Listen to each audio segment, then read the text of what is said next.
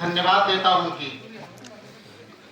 आज इस तरह का सभा का आयोजन हमारी इस अवध की धरती पर जो संत कबीर, भगवान बुद्ध, भगवान राम की धरती से होते हुए कृष्ण की धरती तक जाती है, उस अवध बार में आज के मुख्य अतिथि परम आदरणीय, जिसको हम लोग अब ठाकुर बाबा के नाम से जानते हैं, आदरणीय श्री आर.डी. साईं साहब, इस मंच पर बैठी हुई हमारी बस्ती जिले की बेटी श्रीमती पिंका पाल जी, जो हम लोगों की छोटी बहन है, मैं बस्ती से ही बिलोंग करता हूं। मां सावित्रीबाई फुले के बारे में बहुत सारे विद्वानों ने, बहुत सारे अधिवक्ताओं ने अपने अपने विचारों को व्यक्त किया है। आदरणीय चौधरी साहब ने, आदरणीय शर्मा जी ने अपने अभिव्यक्ति के माध्यम से मां सावित्रीबाई के बारे में कुछ और कसर नहीं छोड़ा है। अब हमको उसके बारे में पुनरावृत्ति करने की जरूरत मैं समझता हूं। जरूरत इस बात की है कि अपने जीवन में उसे कैसे उतारा जाए। उसका एक छोटा सा उदाहरण हजरतगंज के काफी हाउस में 10-20 लोगों के साथ बहन प्रियंका जी ने 3 जनवरी को कार्यक्रम का आयोजन किया था। इन्होंने मोबाइल से कहा कि भैया मैं यहाँ कार्यक्रम कर रही हूँ, आपका भी उपस्थिति अनिवार्य। मैं वहां गया,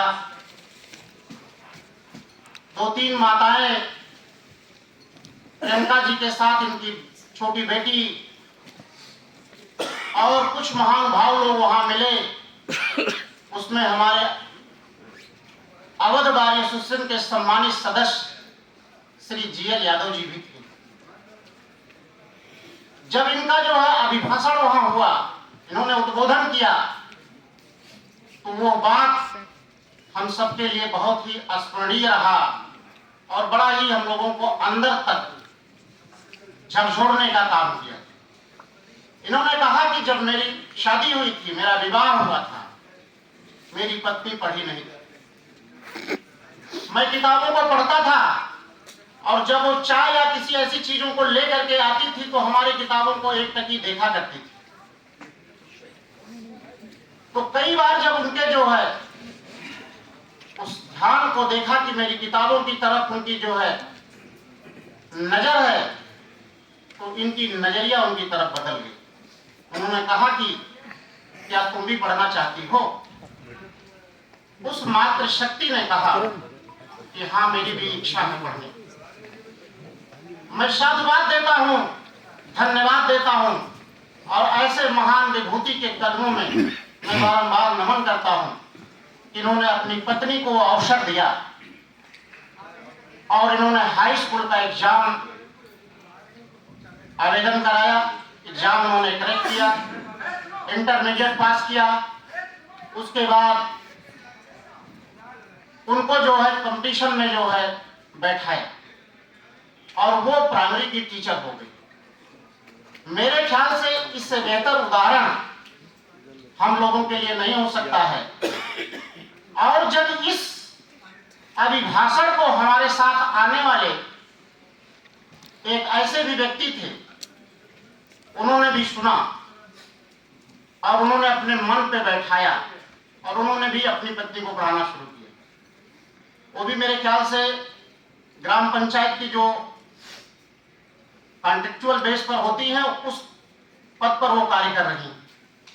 तो ये छोटी छोटी चीजें अगर हम इस महान शख्सियत से, जिसे आज हम 3 जनवरी को इस अवध की धरती पर हमारी जो माँ है, हमारी अवध बार एसोसिएशन, अगर उसमें हमें इस आयोजन को करने का जो है सौभाग्य प्राप्त हुआ, तो सर्वप्रथम हम यहाँ के अध्यक्ष Awadh bar association Shri R D Sai साहब को साधुवाद देते हैं कि इन्होंने इस तरह के कार्यक्रम को कराए जाने का अवसर जो है दिया है।